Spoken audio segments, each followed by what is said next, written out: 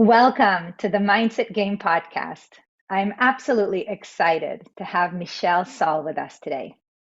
Michelle is the president and co-founder of Possibilities Consulting LLC, where she has built an excellent reputation as a versatile consultant, trainer, executive coach, and keynote speaker. And the way that I heard about Michelle is through a colleague at Vistage. And so she absolutely does have that excellent reputation, and absolutely thrilled to have her here with us.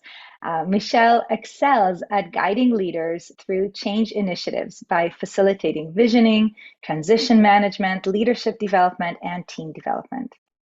She is committed to sharing her passion for assisting leaders to achieve deep, meaningful, and transformative change. And one of the many ways that she and her team does that is through the practice of a powerful modality called Hakomi, because Michelle is a graduate of a 2-year Hakomi training. Now, I personally don't know much yet about the practice of Hakomi. I've only attended a one-day intro training on it, but I know enough to know that it can be very helpful for all of us to shift our mindsets and create lasting positive changes in our lives. So thank you so much, Michelle, for being here with us today and sharing some of that world with us. Oh, it's my pleasure. Thank you. Just having the opportunity to feel like I'm chatting with a friend over a cup of tea. I feel the same. Thank you. And Michelle and I met a couple of years ago, and a lovely conversation. And it's just a joy to get to play with you today. So thank you again. Absolutely. My pleasure. Thank you. So, for those of us that have never heard of Hakomi, what in the world is that? What is it? Well, first of all, what's always interesting is that people immediately think, is that a Japanese word of some sort? Because it sounds Japanese. The word Hakomi is actually a Hopi Native American Indian word.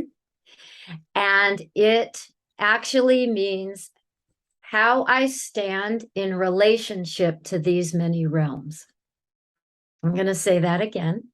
How I stand in relationship to these many realms. In other words, who am I? Who am I individually? Who am I in relationship to my world? And there's actually a fascinating story about how that name came to be. There was a group of psychotherapists that got together and in Southern Oregon, and they basically said, we've had over 100 years of psychotherapy, and we're not getting better.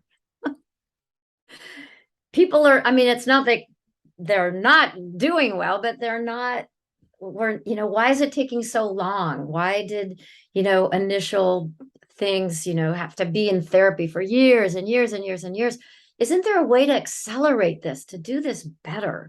And so they started brainstorming together under the guidance of the founder, Ron Kurtz, who lived in Talent in Phoenix, Oregon. And they couldn't come up with a name. They were kind of like, well, what do we call this? They started experimenting. And for those of you who are interested in understanding Hakomi, it's about experimenting. It's about being a guide. It's about not knowing, which is pretty scary for most of us, especially as consultants, coaches, therapists. We want to know. We want to know where we're going, how we're going to set it up. And most human beings are very uncomfortable in the unknown. And a big part of Hakomi training is gaining comfort in not knowing. Trusting the process, being guided. And so this group got together and they are trying and they're experimenting, and they actually came up with a process and a theory that's actually teachable. And one night they were still trying to come up with the name. And one of the therapists woke up, had a dream, came back to the group and said, I had a dream, and this gentleman in the dream handed me a piece of paper that was folded in half. And I opened it up and it had this word on it, Hakomi. And he said, what does it mean? And then the dream ended, and a picture of a crane was on this, in this vision in this dream. And they started researching and they looked it up and they found it was a Hopi Native American word that literally meant, as I said, how I stand in relationship to these many realms. And they all went, that's it. That's the name. It's a cool story and a reminder to all of us that, sometimes the insights, the intuition comes in the least expected places, and Right, just kind of right. trust it, or at least suspend disbelief and just, be curious. Right? What if this? Curious. Yeah. Perfect word. That's such a perfect word. Let's get curious. Let's test this out. Let's try this. Oh, that didn't work. Okay, well, let's try that. The paradox is it's very simple. And of course, it takes a lot of practice. Like every Oh, other oh, beautiful that. thing in this life. Oh, that. Oh, you've got to practice. Okay. Okay. I get it. A lot of our listeners are leaders, Huh? organizational leaders. And, I imagine that when you shared the word, like the words not knowing, Oh, a lot God. of people went like, I'm right, that done. cringe of That's like, oh no, don't go there, right? It's just, as you said, so uncomfortable. And yet what you said kind of just a few moments ago around, well, you're curious, right? You kind of follow what feels to be the best decision, the right decision in the moment, and you do your best with it. And if it doesn't work out, you change, you pivot, right? You do something different. And I think that kind of softens, some of that a little bit, because it can be very frightening to kind of let go of, the illusion of control. yes. So I love the way you said that. It is the illusion of control because control is an illusion. Although I do sometimes say it like this, everything I've ever let go of has my claw marks on it. I am letting go. I am letting go. yeah, yeah, And I yeah. do Not that not sometimes. an easy thing to do. And then I start to laugh at myself, right? It's like, okay, what am I holding on to? What am I holding on to? So I loved the process. I loved the learning that I did in this 2-year training. I want to be very honest up front and let your leaders know a couple of things. Number one, I did not complete my certification. It's very important for all of the folks that have and completed and went that last step. I want to give them all the kudos and the credit, and I highly, highly recommend it. At the time, my life was busy. I was working full time, raising 3 kids. I did the course, which was very intense, and I loved every moment of it. And I just needed to move on. So I did not do the completion. Plus, I was in a pretty isolated space. So it made it a little bit challenging while I And was raising my Michelle, 3 kids. yeah, sorry for intervening. No, And no problem. and I think that that is also a learning, right? Yeah, That very sometimes we, right, we attach our value or our abilities, capabilities to a title or to a thing, right, or a degree on the wall. agree. But Yeah. yet it is what we've learned and how we practice it continuously with ourselves and with others that makes a difference. And I know that you have, and you've gained a whole lot of experience as to how it could be useful. So tell us, if you don't mind, at first, like, how did you first find Hakomi, but also how are you using it with clients? I will. And what I want to just quickly circle back. You said something really important. You said my most of the people listening to this podcast are leaders and they hear the I don't know part and they start to panic. So I will say right off the bat, the key thing that I learned from Hakomi was how to be a better listener. And as a leader, if you want to be a great leader, I can't think of a better skill to learn than how to listen to others. So how in the world did you find Hakomi?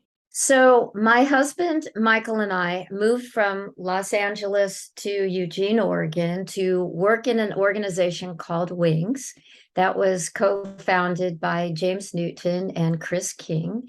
They had taken it over from Gary Coyen, who had come from LifeSpring. For those of you who are of a certain age, you will know that LifeSpring and Earhart Seminar Training, EST, were very, very big in the 60s and 70s.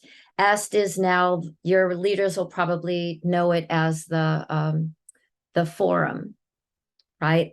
The leadership forum. And that came from EST. So all of these programs came together. Personal group work, it was very intense.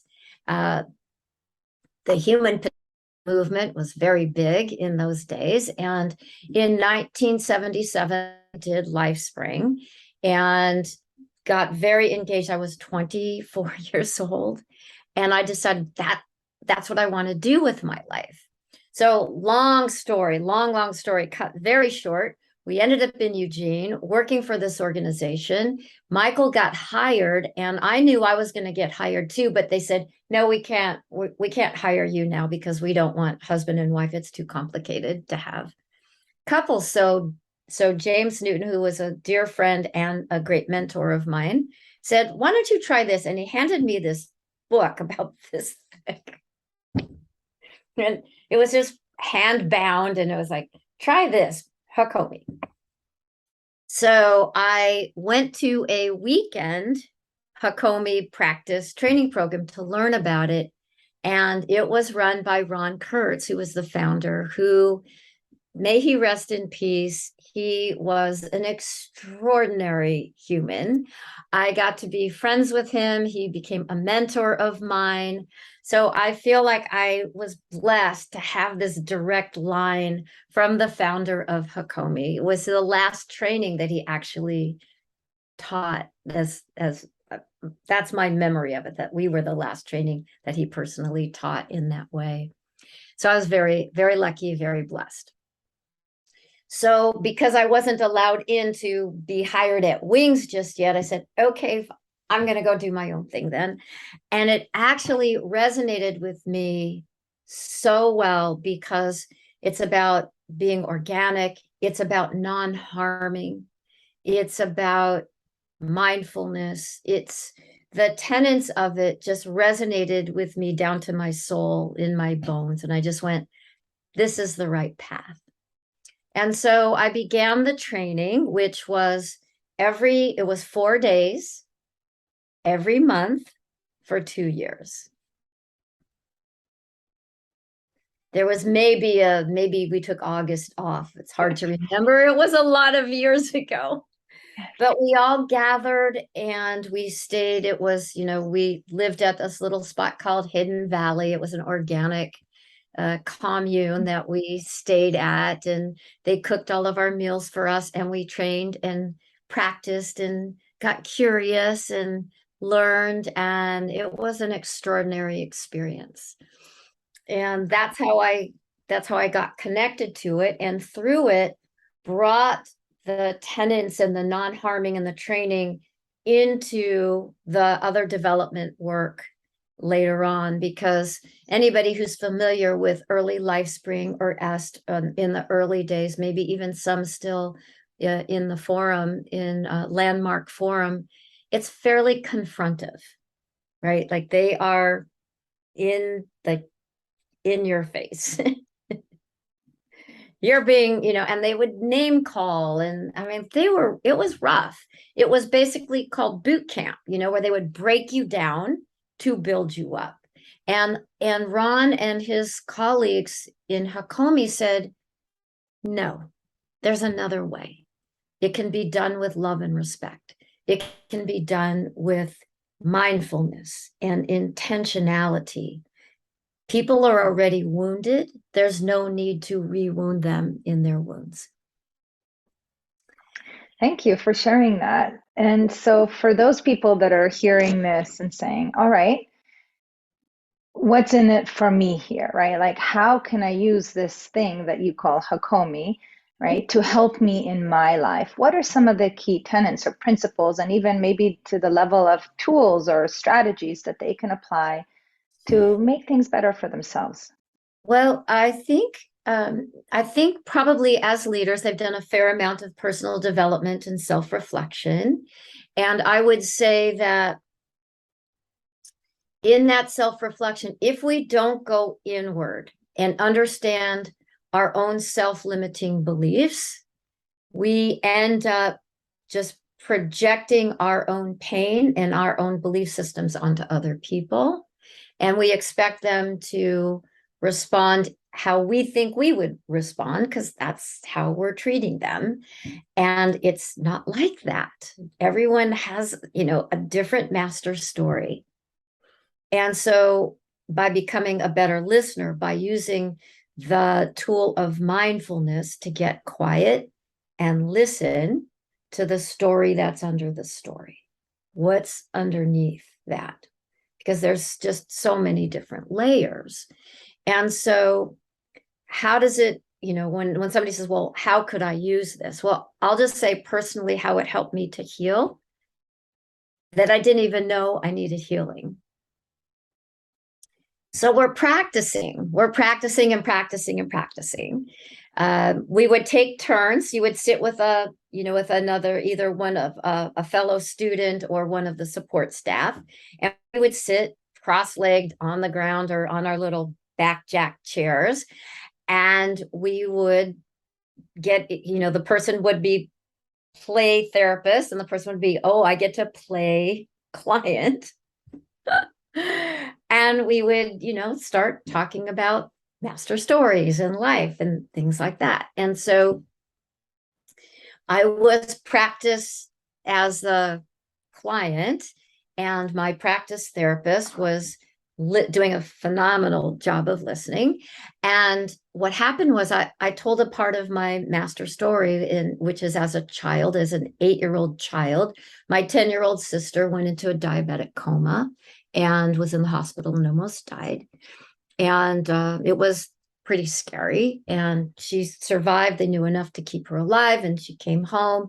And I kind of grew up at the age of 8. My childhood just kind of disappeared, because I was taught by my parents how to listen to my sister's breathing in case she went back into acidosis, because we shared a bedroom. And innocently, they did the best they knew how. They didn't realize the effect that it had on me for being ever vigilant for another person's life.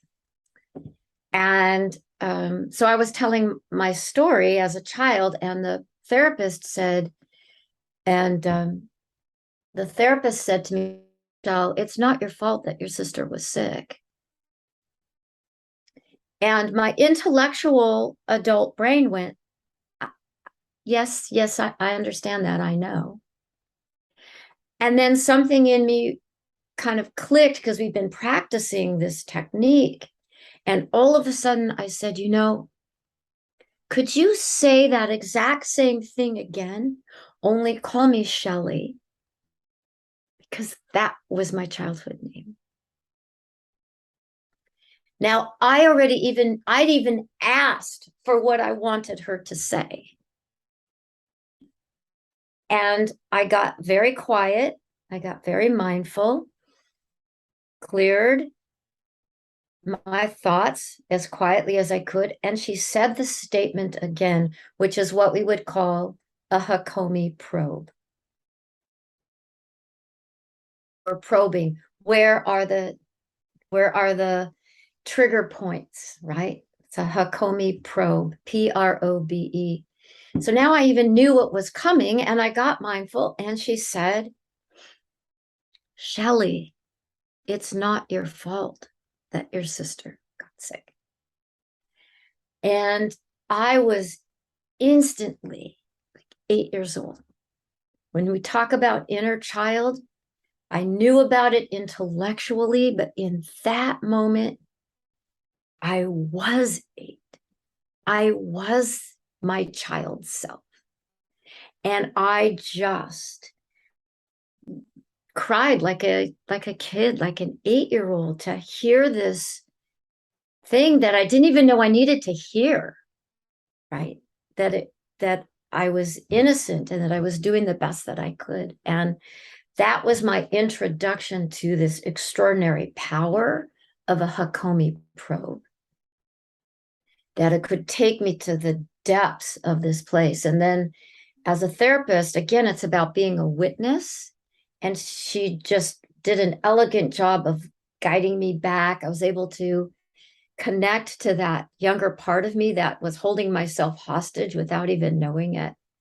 And I released it and let it go in a way that was so deep and so transformative that that was a key component.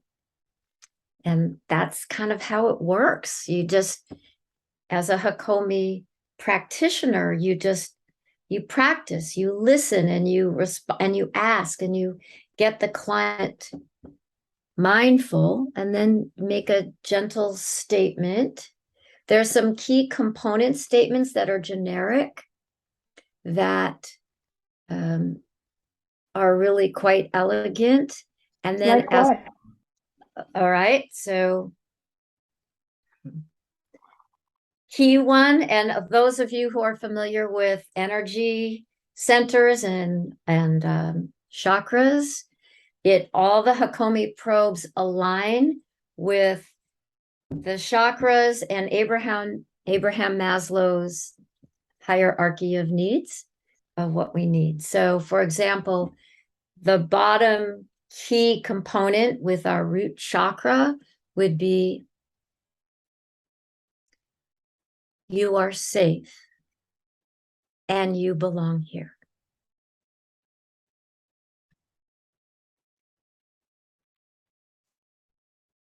You are safe and you belong here. Now, for someone who goes for yourself, it's like you take this deep breath, you feel it just sort of permeate your body. Now, someone else might hear those words and go, the voice in their head is going, hell no. Now we've touched on something. Now we have a place to go. And so we experiment and we keep going. Now for you, your probe might be a little bit higher up the ranks, which might be something along the lines of it's okay to rest.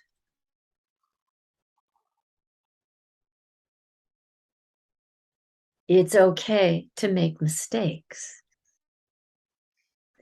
That might tap into something that's not quite so relieving for you, because you might have a little bit of resistance to that just from the little bit that I know you. That might be, oh, right, like what? And then we would sort of, yeah, see. So that's how it works. Oh my goodness, Michelle, thank you. I think that for whoever is listening right now, I'm sure that they got their quote unquote money's worth already from our episode, right? Many times over, because, even just going back to your experience, right, Shelley, it's not your fault that, right? And if everybody would kind of, substitute that for their own name as they were called when they were little, Right. right? As maybe even as they look at themselves in the mirror and say, it's not your fault that, and then fill in the blank to whatever you carry some shame, blame, resentment, regret around, Right. and just with kindness and with compassion and mindfulness, as you said, to just almost like imagining you're saying it to a little kiddo, a little version of yourself that's present right here, right now, of course, in the Exactly. body. And that little part is listening. It That's is. And I imagine that all that little part's protectors are also listening, right? all the And protectors are listening, all the consideration arc, right? Everybody's paying attention. And it's so gentle and compassionate and loving, and it's mindful. So when I'm setting up, if I'm working with somebody preparing to do that, I will get them mindful first, quietly taking, some deep breaths, eyes closed, because when our eyes are open, we're distracted by a gazillion things. And then I will tell them what I'm going to do. I'm going to say, this is what we're going to do. You're going to get mindful, and I'm going to, in a moment, I'm going to make a statement, just a benevolent statement, and we're just going to get curious and see what your response is. And I'm going to ask you to notice thoughts, feelings, physical sensations, memories, anything at all that just comes bubbling up for you, nothing too small. Nothing is too small. Even, a twitch or a tap or something that happens. And as the practitioner, we're just watching, we're witnessing. What do we notice happening in the face? What do we notice happening in their breathing? What do we notice if, a tear starts, or they startle, or, we're just watching and witnessing, and then getting curious and maybe asking another question, or just getting quiet and saying, from this mindful place, eyes closed, stay in that place and just report back so that they can share with the practitioner what they're experiencing. And then we just follow it through.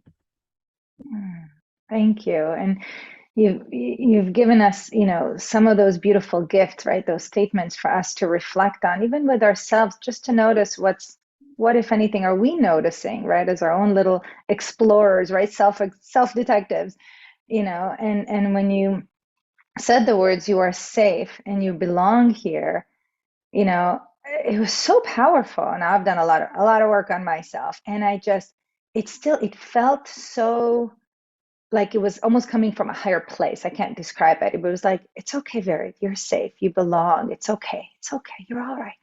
Right. That's kind of what it felt like. And you have such a soothing voice too. So thank you. It was just so loving, and saying, it's okay. I wrote it down. It's okay to rest, and it's okay to make mistakes. And I imagine, again, a lot of high achievers, high performers Oh my gosh. listening, it's like, well, is it really, right? Like there's so much stuff to do. And, we tell ourselves this whole big story.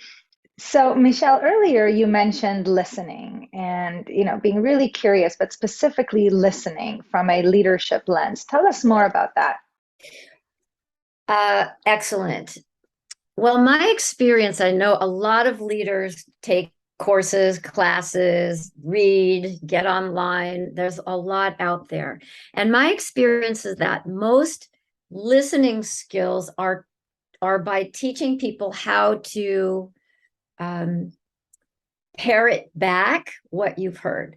So what I heard you say was, and if I can understand you correctly, and then we repeat back what the person just said from our perspective, and we either hit the mark or we miss the mark. But it's a wonderful attempt to make sure that we understand. And as Stephen Covey so brilliantly said, seek first to understand, then to be understood, which is probably the very first thing that all of us forget. It's like we want to be understood. We want to be heard and understood. And so we're seeking for you to do that for me. And we forget, oh, wait, maybe my job is to do this for you. And so we get very clumsy. That's another word I learned from Hakomi training that I loved. We're clumsy. We just get clumsy. It's It's a such very a loving word. gentle, kind. It's a very loving word. Oh, forgive me. I was so clumsy. Can we do a do-over? Right. So when we're when we're looking at listening, the opposite of listening is not talking. The opposite of listening is waiting to talk. Because I'm now formulating in my mind what I want you to hear from me. And in that moment, while I'm in my judgment of what you're telling me, I've stopped listening to what you're saying.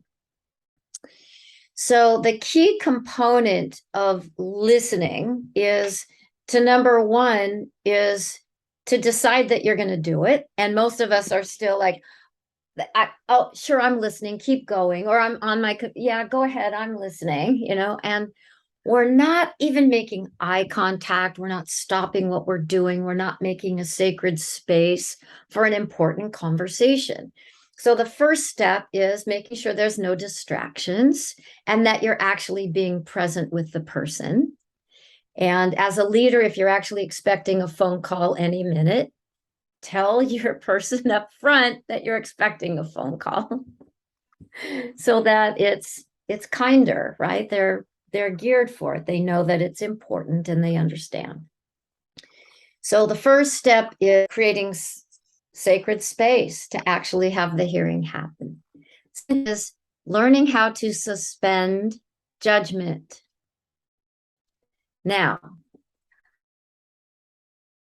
notice I didn't say, don't be judgmental, don't have judgment. I said, suspend, because it's in the moment. I need to, like, I can hear my judgmental voice kick in, and I've got to suspend it. And that means telling my most adult, resourceful voice to remind me, what if they have something important to say? It's important to listen, Michelle. Suspend judgment. Set my judgment aside, and I get back in a more mindful listening space.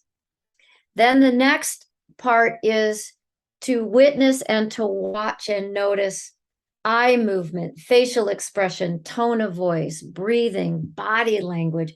Is this person squirming? Are they sitting calmly? Like, what's going on in their physical being? Learn how to notice, because most people are so much in their judgment, they haven't even noticed if somebody's eyes have glazed over. They're not paying attention. So learning how to pay attention to all of those things is very important. Then the fourth step is ask open-ended, clarifying questions if needed. Not a yes, no question, open-ended. I'm gathering, I'm curious, I'm using my natural curiosity to gain more knowledge, to get more information. If I'm understanding completely, then just keep quiet. Don't say anything. How often do we get to speak without being interrupted? So rare. So we listen. If necessary, we ask a clarifying question. Then here's the kicker. Here's the fifth step that is so important and so powerful and very different than just repeating back what the person said. So what you said was, because oftentimes when people do that, the person's like, I just said that. Why are you just repeating everything that I said? Or no, you missed it.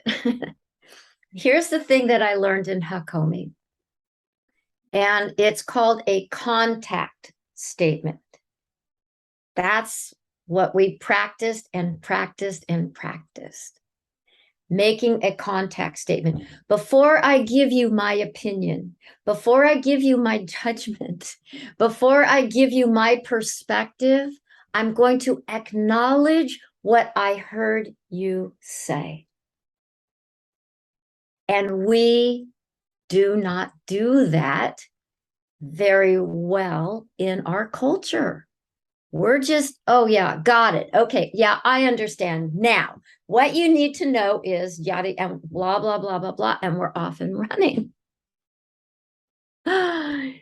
So what we learn how to do and what we're trained to do and train others to do is to make a contact statement. So a contact statement is acknowledging what you heard in as few words as possible, without having to repeat the story, just going to tap into the thought and or the feeling that is elicited by the story that you just heard.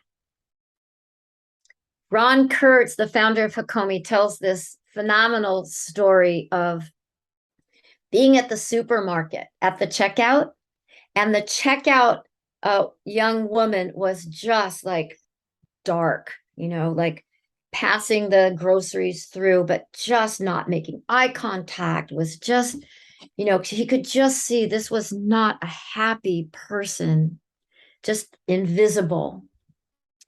And Ron leans over and quietly whispers in her ear, bored, huh?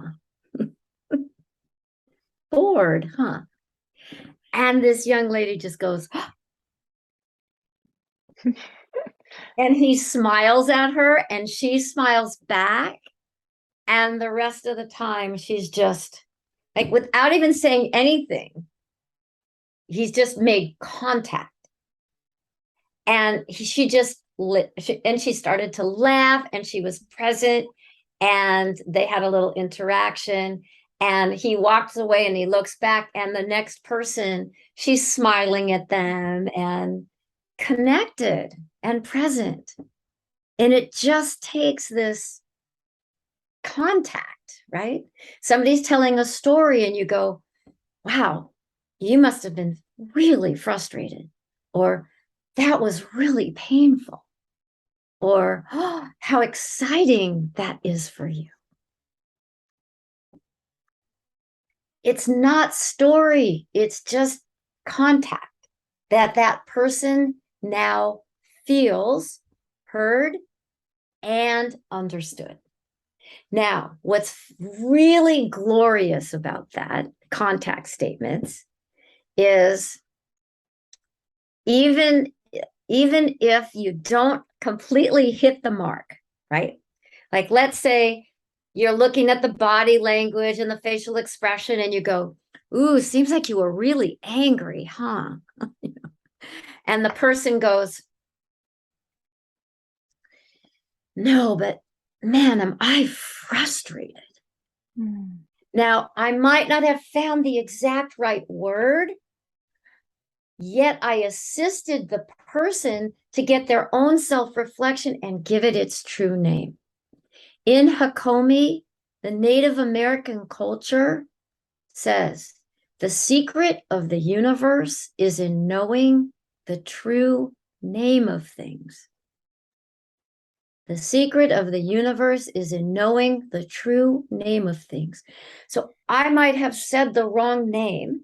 No, it's not anger. But now I've assisted them to themselves from their own inner being, give it their appropriate name, which they weren't even thinking of. They were just feeling so flooded, they couldn't even come up with the name. Or it could just be, I'm just so flooded with emotion right now. It could even just be that. And then you just be with them, sit with them. Tell me more. What's going on? How can I support? Now you have a pathway and the person feels contacted and connected.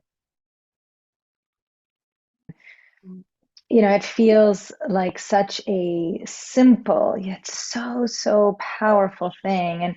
And I think that the setup of it is really important as well, because we need to be in a certain physiological state to be able to do this, as you said, to take a few deep breaths, to get coherent, if I may use that word, to create a sacred space. Wow, what a powerful concept that is. We put ourselves into a bubble, right? And we're in it together. And just that alone, there it is oftentimes so healing for the other person, because we feel, especially even just still post-COVID, and we're not really even post-COVID, the isolation, the challenges, the frustration, and the fear that we've all been living in for such a long time. How do we create this transformation to pull out of that? Yeah. And the intention. Oh, sorry, Michelle. No, that's right. I wanted to just say one more story regarding the suspension of judgment, because I think that's sometimes the hardest thing. So since our focus is on Hakomi, I want to give credit to another beloved Hakomi teacher. Her name is Devi. And she was one of the few female instructors that we had. That was just glorious. And here's what I learned from her around suspending judgment and contact statements.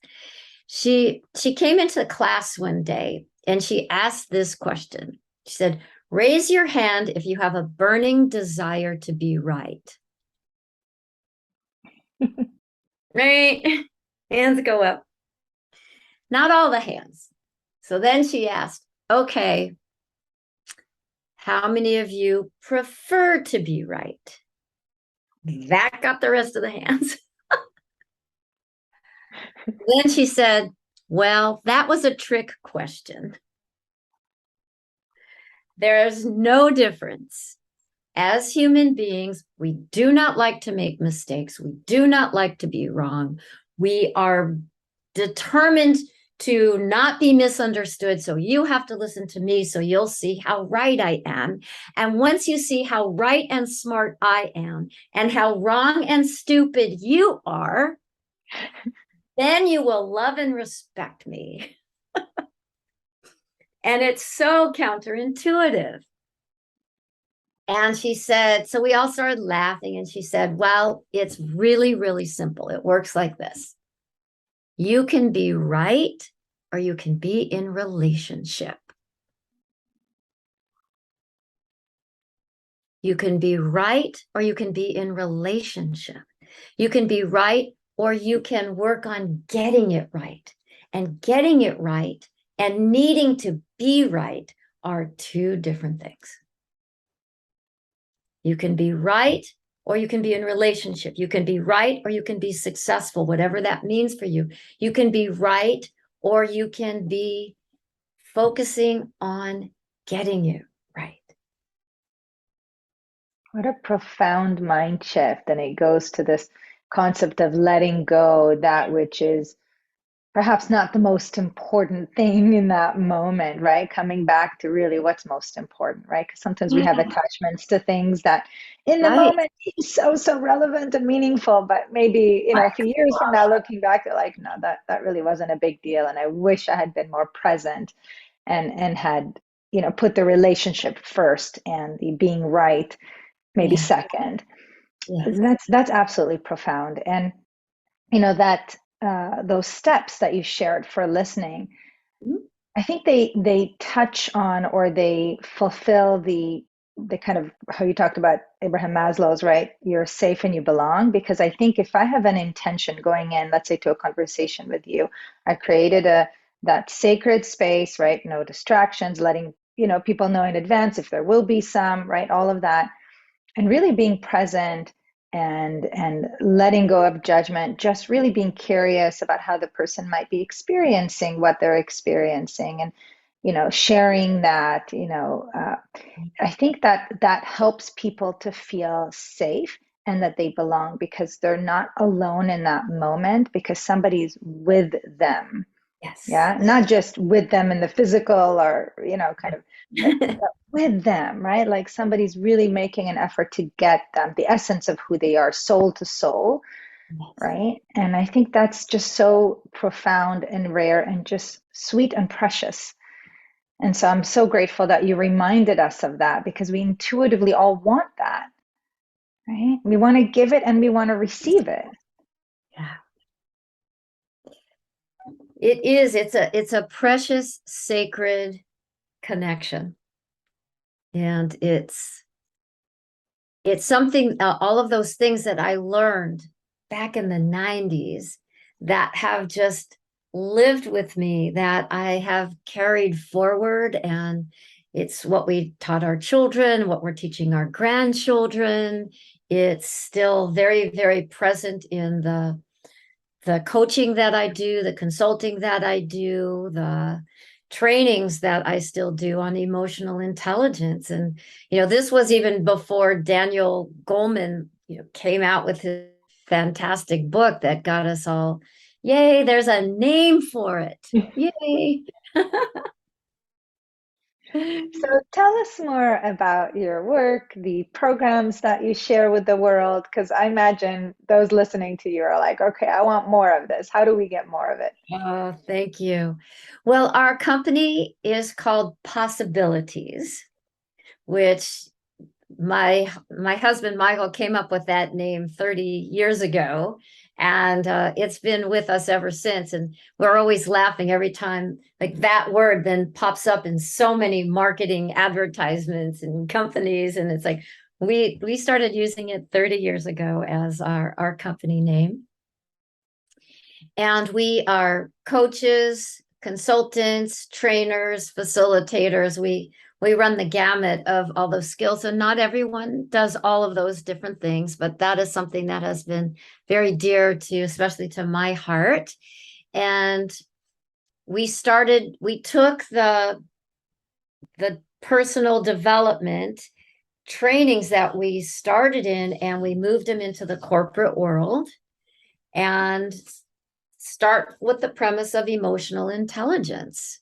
This is what it takes: self-reflection, self-management, and then relationship interaction, and how we show up as leaders in the world. So everything that we do is based on those premises. And so I mostly coach CEOs and leaders and their leadership team. Sometimes they'll go a little bit farther down. It depends on the organization. But particularly, I also have a philosophy of I don't work inside of an organization unless I have access to the top of the food chain of that organization, because that's how change happens. Absolutely true. So I typically will work with an organization where I have access to the CEO, because I've got to assess whether they're saying they want change and they've really got their claw marks on everything and aren't willing to let go. So there's an assessment process there. And then open enrollment. We have emotional intelligence 3-day trainings that we run out of San Diego. And the first one is called Opening the Door. It's that exactly what it sounds like. It's the starting place. And the group work is just so nourishing and satisfying. And I'm also excited to say that two of our grown children are also facilitators in their own rights, and are preparing themselves to take over so that I can slow down and eventually retire. And so I'm in the process of mentoring my grown children and others that are expressing interest to train the new facilitators for And that. how can people access that? How can they learn about it? They can go to our website, possible.co. Just how it sounds, possible.co. Don't put in the M. It is not a .com. Possible.co, and it will take you to our website. And there's two parts to the website. Is our corporate work, and the other side is our personal development training. And on there it'll have the first level training, which is opening the door. Second level is reclaiming authenticity. And then the third level, which is the reason we built our retreat up here in Oregon, is called It's All True. I love that. Wow. And I would like your audience to know that, unlike other development training programs like this, like Tony Robbins and Landmark and all of those, we do not do hardcore marketing. This is basically word of mouth, podcasts. You love somebody, you want to invite them in, send them in. We will not ask for your address book and start soliciting. We will not call you after the training. We just want you to go out there and live your best life and spread your own personal joy. Wow. Well, thank you for spreading. Thank you for spreading your own personal joy with all of us today, and infusing some more tools and inquiries that we can be with and be curious about, so that we can experience even more of our own joy. Wonderful. Thank you. Thank you, Michelle. So my last piece that I would say as you were doing your close is, as you start to feel hooked by things, when we start to cling to our judgment, I've trained my inner voice to ask myself, is this the truth, or is this just a self-limiting belief?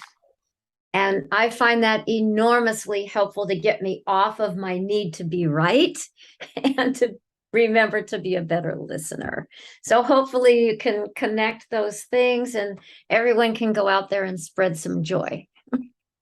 Oh, thank you, Michelle. Big, big hug to you. Big hug to you. Stay well, keep your family healthy and well, and I'll look forward to connecting again soon.